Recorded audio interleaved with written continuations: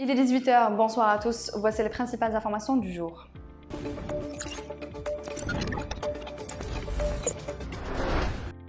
Le président du bureau régional RCD pour la wilaya de Tizi Ouzou, Mouloud Haroun, a démissionné de son poste, a-t-on appris de sources sûres.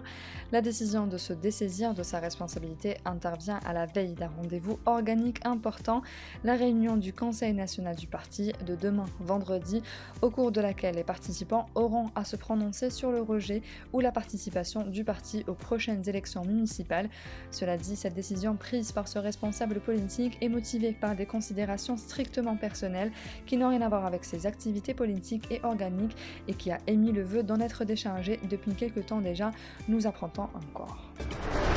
Le vice-président du conseil présidentiel libyen, Moussa Al-Rouni, a indiqué ce jeudi que sa visite d'une journée en Algérie visait à informer le président de la République, Abdelmadjid Tebboune, de la teneur de ses déplacements dans les pays voisins au sud de la Libye. Nos visites successives en Algérie entrent dans le cadre des échanges et de la concertation et visent à informer de la situation en Libye et de nos relations avec les pays voisins, notamment après ma visite dans les pays voisins au sud de la Libye, a déclaré Al-Rouni à la presse à son arrivée à l'aéroport international Houari Boumediene. Il y a de nouveaux éléments dont il faut informer le président Tebboune pour en discuter et nous concerter à leurs propos, a-t-il poursuivi, soulignant qu'il sera également question des relations bilatérales et de la coopération avec l'Algérie. Le ministère de la Pêche et des Ressources halieutiques compte créer 3 marchés de gros pour commercialiser les poissons et les produits halieutiques en vue de réguler les prix et lutter contre la spéculation, a indiqué une source responsable au ministère. Il sera procédé à cet effet à la création dans un premier temps de 3 marchés à l'est, au centre et à l'ouest du pays, en attendant la généralisation de cette opération dans d'autres régions, a fait savoir la même source, soulignant que le ministère de l'Intérieur s'apprête à déterminer les assiettes foncières où seront installés ces marchés. Il sera interdit aux pêcheurs la vente directe aux vendeurs de poissons et seront obligés de vendre leurs produits au niveau de ces marchés afin de lutter contre la spéculation et la régulation des prix, ajoutant de même source. Ces nouveaux marchés en question seront encadrés par des contrôleurs des ministères de la Pêche et des produits halieutiques et du commerce, des douanes et des vétérinaires spécialistes.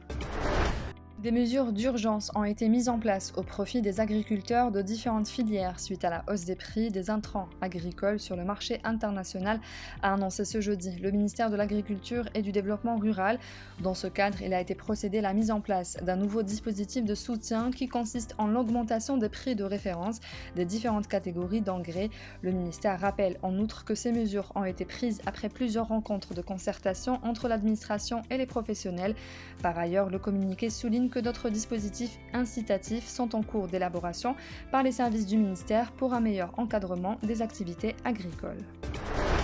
Le ministère de l'Industrie pharmaceutique a appelé les établissements pharmaceutiques de fabrication régulièrement autorisés à la date de publication du décret exécutif au journal officiel de se rapprocher au plus tôt de la sous-direction de la production et du développement industriel, et ceci afin de conformer leur dossier aux nouvelles dispositions réglementaires selon un communiqué du ministère. En outre, le ministère a rappelé qu'au-delà de la date du 23 février 2022, et ce conformément au décret, aucun agrément autre que celui délivré par les services compétents du ministère chargé de l'industrie pharmaceutique ne sera valable. C'est la fin de ce journal, merci de l'avoir suivi. L'information continue sur notre site www.lesoirdalgerie.com.